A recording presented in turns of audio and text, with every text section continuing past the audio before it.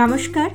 ঠাকুর শ্রী শ্রী রামকৃষ্ণ পরমহংসদেব এবং মা শারদার চরণে আমার সশ্রদ্ধ প্রণাম জানিয়ে ভিডিওটা শুরু। আমাদের সমাজে সংসারে নানা ধরনের মানুষের বাস।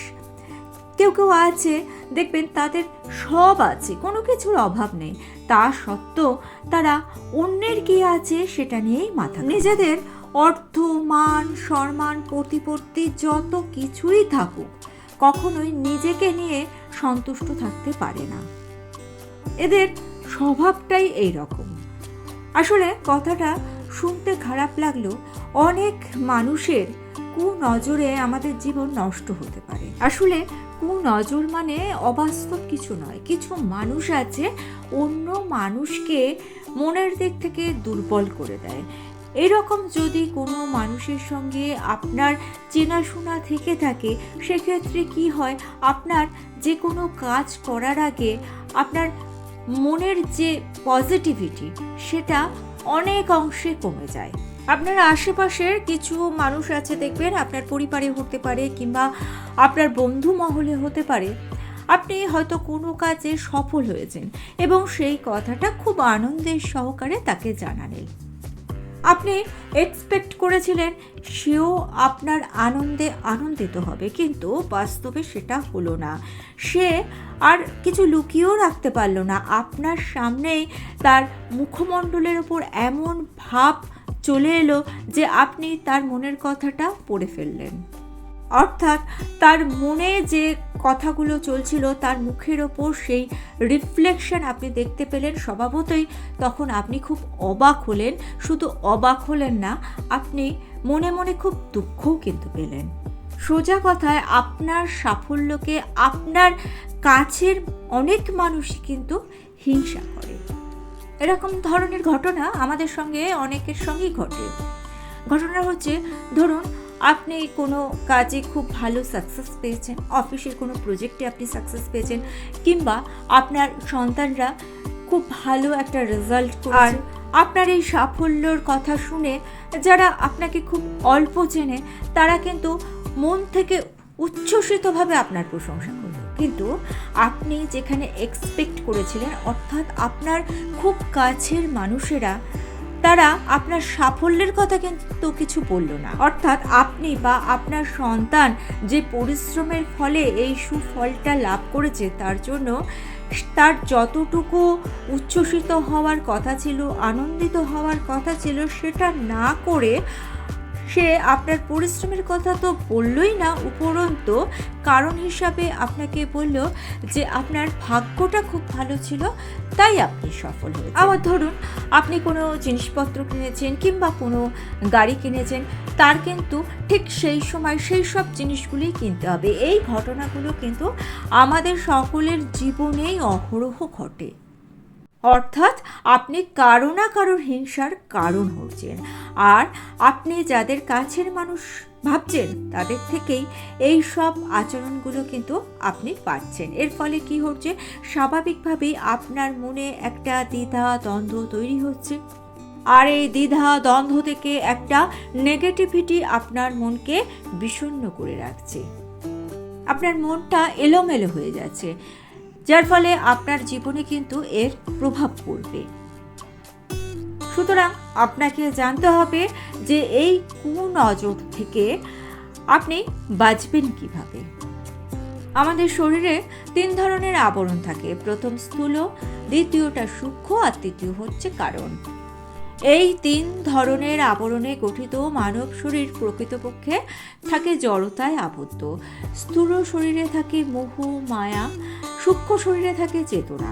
আর এই চেতনাই আমাদের বলে দেয় আমরা কেউ শরীরই নই, মন নই, বুদ্ধি নই, আমরা প্রকৃতপক্ষে পরমাত্মার স্বরূপ। আমরা আবদ্ধ হয়ে রয়েছি জন্ম মৃত্যুর সংসারে, আর এই আবদ্ধতাই হলো বন্ধন। আপনার দিকে কুনজর তাদেরই পড়ে যারা শরীর সর্বস্ব, অর্থাৎ দেহ সর্বস্ব, যাদের প্রবল বিশ্বাস রক্ত মাংসের এই শরীরই আসল সম্পদ। তাদের মন ও বুদ্ধি জড়তায় আক্রান্ত থাকে, তাই তারা অন্যের ভালো সহ্য করতে পারে না।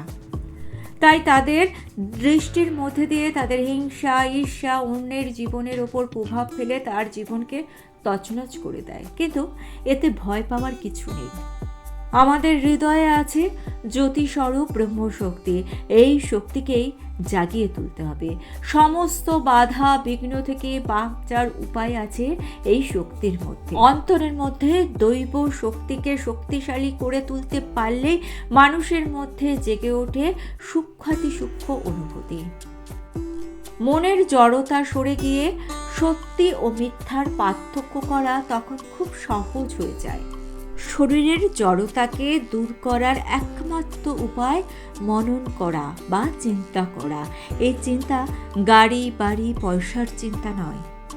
এই চিন্তা হচ্ছে তার চিন্তা যিনি আমাদের এই অস্থি মাংসে পরিপূর্ণ লাবণ্য শরীরের মধ্যে রয়েছেন, সেই পরমাত্মা পরমেশ্বরের চিন্তা। একদিন স্বামী গঙ্গানন্দজি কোনো একজনের গৃহীত আচরণের উল্লেখ করে স্বামী শারদানন্দজিকে জিজ্ঞাসা করলেন, স্ত্রী মায়ের বিশেষ কৃপা পেয়েও যে সে কিভাবে অমন কাজ করতে পারলো তা বুঝি না বাপু। এইরকম প্রশ্ন শুনে মহারাজ কিছুক্ষণ চুপ করে থেকে ধীরে ধীরে বললেন, যে ভাবের চিন্তায় নিজের ক্ষুদ্র বিশ্বাসের হানি হয় তা কখনো মনে স্থান দিও না। তাকে তোমরা আজকে এইরকম দেখছো, 10 বছর পরে সে যে কোনো মহাপুরুষ হয়ে উঠবে না তা কিভাবে জানলে? তখন তোমরাই বলবে তা হবে না, সে যে মায়ের কৃপা পেয়েছিল।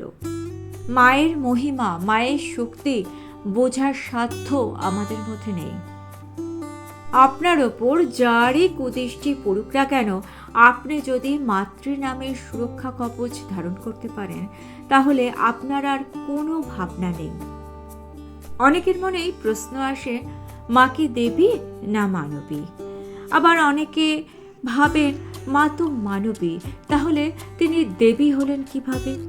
একদিন একজন ভক্ত স্বামী সারেশ্বরানন্দজিকে প্রশ্ন করেছিলেন, মহারাজ, ঠাকুর যে অবতার তা তো তার দিব্য ভাব থেকেই বিশ্বাস করতে পারে, কিন্তু মা যে সাক্ষাৎ ভগবতী তা তো মনে আনতে পারি না। উত্তরে স্বামী সারেশ্বরানন্দজি বলেছিলেন, ঠাকুরকে যদি ভগবান বলে বিশ্বাস করতেই পারো তাহলে এই সন্দেহ তোমার মনে আসে কেন? ভক্ত বললেন, মহারাজ, আমার তো এই সন্দেহ কিছুতেই মন থেকে দূর হচ্ছে না। মহারাজ তখন বললেন, তাহলে ঠাকুরকে অবতার বলে তোমার যে ধারণা সেটাও ঠিক নয়। ভক্ত বললেন, না না মহারাজ, ঠাকুরের প্রতি সে বিশ্বাস আমার আছে। তখন মহারাজ দৃঢ়ভাবে বললেন, তোমার কি তাহলে বিশ্বাস যে ভগবান একটি খুঁটিকুরুনির মেয়েকে বিয়ে করেছিলেন? মহারাজ তখন ব্যাখ্যা করে বললেন, অগ্নি ও তার দাহকা শক্তি যেমন অভেদ, তেমনি ঠাকুর ও মাও অভেদ। সর্ববিদ্যার অধিষ্ঠাত্রী দেবী মা সরস্বতী এবার সারদা দেবী রূপে পৃথিবীতে অবতীর্ণ হয়েছেন। মায়ের নির্দেশ বা ইচ্ছেই দৈব নির্দেশ, মানুষের আইন সেখানে প্রযোজ্য হয় না।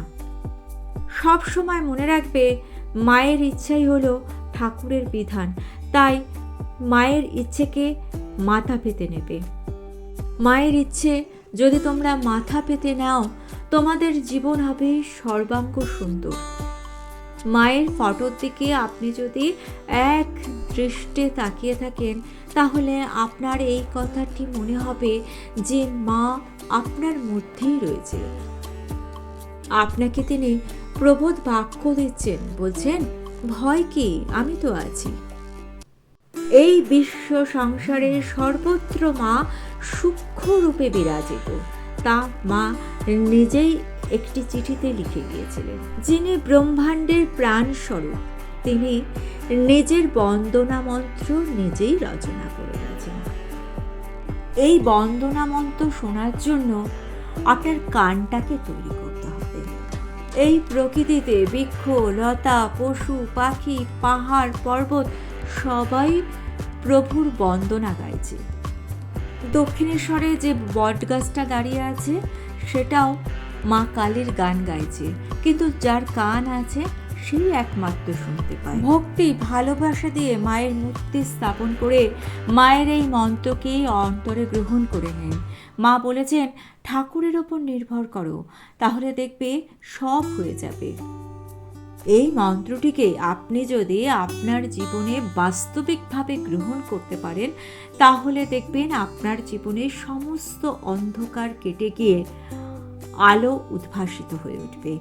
আর ভিডিওটা ভালো লেগে থাকলে চ্যানেলটিকে সাবস্ক্রাইব করে নিয়ে পাশে থাকা বেল আইকনটা প্রেস করে দিয়ে অল অপশনটা ক্লিক করে দেবেন, তাহলে যখনই নতুন কোনো ভিডিও আপলোড করব তার নোটিফিকেশন আপনাদের কাছে পৌঁছে যাবে। ঠাকুর ও মায়ের চরণে প্রণাম জানিয়ে আজকে এই পর্যন্তই। Thanks for watching.